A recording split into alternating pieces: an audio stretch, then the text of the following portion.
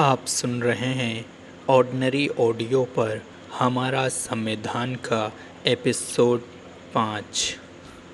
भारत संविधान की विशेषताएं। भारत का संविधान अनेक दृष्टियों से एक अनूठा संविधान है। उसकी अनेक विशेषताएं हैं जो विश्व के अन्य संविधानों से अलग उसकी पहचान बनाती हैं। संविधान का आकार। नितांत भौतिक दृष्टि से देखा जाए तो यह अब तक किसी भी देश में बना सबसे लंबा संविधान है। यह एक बहुत ही व्यापक दस्तावेज है तथा इसमें अनेक ऐसी विशेषताएं सम्मिलित हैं जो औचित्य के विचार की साधारण विधान या प्रशासनिक कार्यवाही की विषय वस्तु हो सकती थे।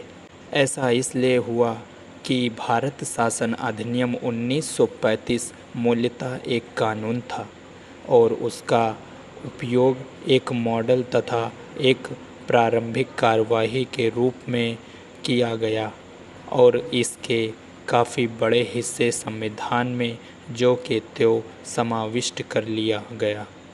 इसके अलावा संविधान निर्माता नहीं चाहते थे कि वे ऐसे संज्ञेय कठिनाइयों और विवाद रह जाए जिनके निराकरण के लिए भविष्य में विधान बनाना पड़े। संयुक्त राज्य अमेरिका में संघीय संविधान के अलावा प्रत्येक राज्य का अपना अलग संविधान है। इसके विपरीत भारत के संविधान में न केवल संघ तथा बल्कि राज्यों का संविधान भी सम्मिलित है।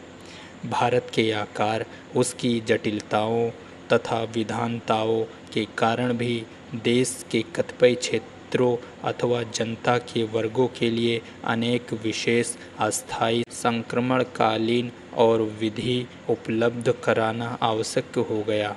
संविधान में परिवर्तनीय अथवा न्यायालयों द्वारा लागू कराए जा सकने वाले मूल अधिकारों का एक व्यापक चार्ट ही समाविष्ट नहीं किया गया, बल्कि उनमें उन सीमाओं का वर्णन भी किया गया जिनके अंतर्गत इनका संचालन होना चाहिए। इसके विपरीत संयुक्त राज्य अमेरिका में अधिकारों की सीमाएं न्यायालय के निर्णयों के लिए छोड़ दी गई थी। साथ ही हमारे संविधान में राजनीति के अनेक निर्देशक तत्व और अनेक नागरिकों के मूल कर्तव्यों का वितरण शामिल किया गया है। भले ही उन्होंने न्यायालयों के द्वारा लागू नहीं कराया जा सकता, पर आशा की जाती है कि उनमें सभी को राज्य न्यायालय तथा नागरिकों को मार्गदर्शन मिलेगा। वस्तुतः इधर कुछ वर्षों में न्यायालयों ने उन्हें विशेष अर्थ और महत्व दिया है। संविधान के प्रकार। लिखित अथवा अलिखित। संविधान अमेरिकी संविधान की तरह लिखित या ब्रिटेन की तरह अलिखित तथा परंपराओं और प्रथाओं पर आधारित हो सकते थे। हमारा संविधान एक लिखित संविधान है, हालांकि परंपराओं और प्रथाओं की विशेष भूमिका को भी नकारा नहीं जा सकता, बशर्ते वह संविधान के उपबंधों के अनुरूप हों। अन्वय अथवा नियमय। संशोधन की संगठित या सरल प्रक्रिया के आधार पर संविधानों को अन्वय अथवा नियमय कहा जा सकता है। संघीय संविधानों की संशोधन प्रक्रिया कठिन होती है, इसलिए उन्हें सामान्यतः अन्वय के रूप में वर्गीकृत किया जाता है। हमारे संविधान को अन्वय तथा नियमय का मिश्रण कहा जा सकता है, क्योंकि संविधान के कतिपय उपबंधों तथा अनुच्छेद 1, 3, 2, 4 और 159 का संशोधन साधारण विधान की तरह संसद के दोनों सदनों के साधारण बहुमत द्वारा किया जा सकता है। अन्य उपबंधों का संशोधन अनुच्छेद 368 के आधार संसद के दोनों सदनों द्वारा प्रत्येक सदन में उपस्थित तथा मतदान करवाने वाले सदस्यों के 2/3 विशेष बहुमत और कुल सदस्यों के बहुमत द्वारा किया जा सकता है। केवल कुछ उपबंधों के मामले में संशोधन के लिए संसदों के दोनों सदनों के विशेष बहुमत के अतिरिक्त आधे से न्यूनतम राज्यों की अनुसमर्थन की आवश्यकता होती है। पिछले 60 वर्षों के दौरान हमारे संविधान में 94 बार संशोधन किए गए हैं। इसलिए यह तथ्य इस आरोप को झुठला देता है कि हमारा संविधान अनमय है। संसदीय तथा अध्यक्षीय प्रणाली। भारत एक गणराज्य है। उसका उपाध्यक्ष राष्ट्रपति होता है। उसी में से सभी कार्यपालक शक्तियाँ निहित होती हैं तथा उसी के नाम से इनका प्रयोग किया जाता है। वह सशस्त्र बलों का सर्वोच्च कमांडर भी होता है। किंतु यह मान्यता है कि अमेरिकी राष्ट्रपति के विपरीत हमारा राष्ट्रपति कार्यपालिका का केवल नाममात्र का यह संवैधानिक अध्यक्ष होता है। वह यथार्थ राजनीतिक कार्यपालिका यानी मंत्रिपरिषद की सहायता तथा उसके परामर्श से ही कार्य करता है। मंत्री सामूहिक रूप से संसद के सीधे जननिर्वाचित सदन के अर्थात लोकसभा के प्रति उत्तरदायी होते हैं।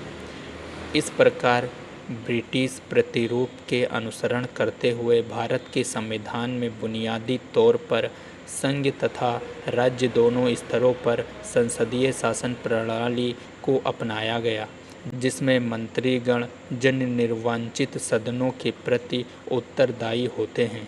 इसके विपरीत अमेरिकी राष्ट्रपति शासन प्रणाली में शक्ति का पृथक्करण होता है तथा राष्ट्रपति एक निश्चित कार्यकाल के लिए मुख्य कार्यपालक होता है और उसे प्रायः पदच्युत नहीं किया जा सकता।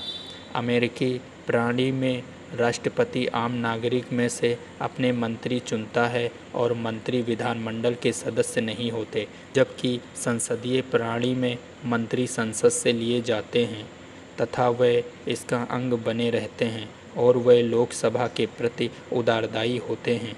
कहा जा सकता है कि संसदीय प्रणाली में कार्यपालिका के उत्तरदायित्व की संकल्पना पर अधिक बल दिया जाता है, जबकि राष्ट्रपति प्रणाली में स्पष्टता कार्यपालिका के स्थायी के स्वरूप में महत्व दिया जाता है। अगर आपको हमारा ऑडियो पसंद आता है तो हमारे चैनल को सब्सक्राइब करें और अपने दोस्तों के साथ शेयर ज़रूर करें। वयस्क मताधिकार। डॉक्टर अंबेडकर ने संविधान सभा में कहा था, संसदीय प्रणाली में हमारा अभिप्राय एक व्यक्ति एक वोट से है। संविधान निर्माताओं ने निष्ठापूर्वक कार्य करते हुए सर्वमंत्रिक वयस्क मताधिकार की पद्धति को अपनाने का निर्णय किया, जिसमें प्रत्येक वयस्क भारतीयों को बिना किसी भेदभाव के मतदान के समान अधिकार तुरंत प्राप्त हो। अधिकांश भारतीय जनता गरीब तथा अनपढ़ थी। इस संदर्भ में यह निर्णय विशेष रूप से उल्लेखनीय था।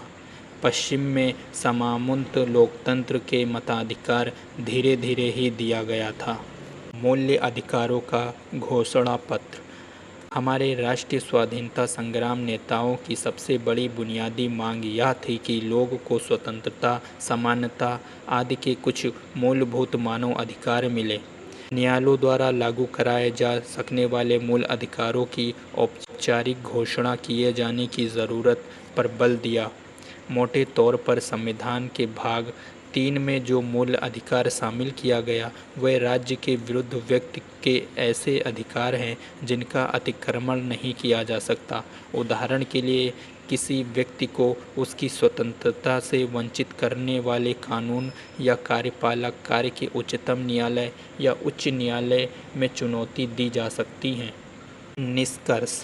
भारत का संविधान एक सर्वाधिक व्यापक दस्तावेज है। यह अनेक दृष्टियों से अनोखा है। इसे किसी खास सांचे ढांचे में या मंडल में फिट नहीं किया जा सकता।